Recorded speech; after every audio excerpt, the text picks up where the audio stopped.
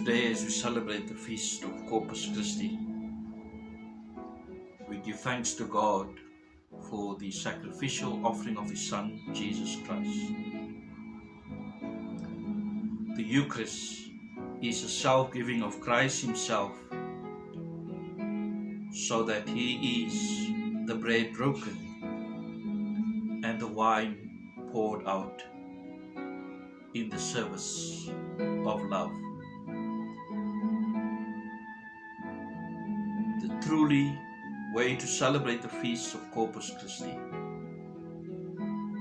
we must become the alter Christus, the other Christ, in the midst of this world plagued with a pandemic. We are the broken body and wine poured out for the needs of humanity. The challenge of the Eucharist is not about spending time always in private prayer before the Blessed Sacrament, although that is important. The Eucharist demands that, as followers of Christ, we too allow ourselves to be broken for others, to be poured out.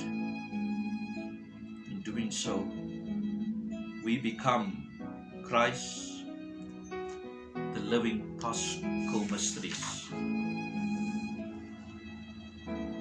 Living liturgy reminds us of three things that is important for both clergy and those Eucharistic ministers, our lay ministers, but I believe also important to you.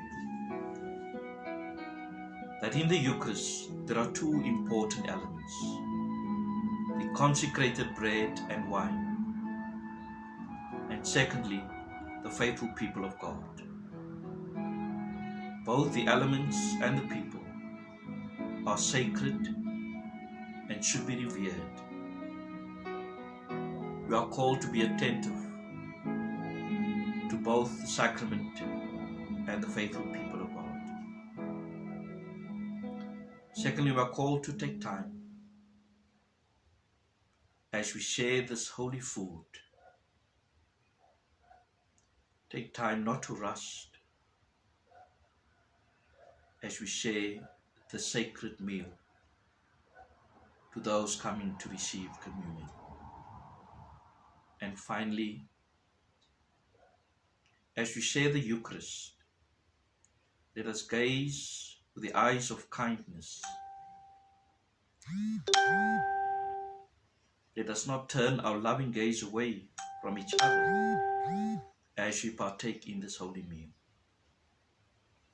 May we all practice this day, one, that those whom we meet are sacred.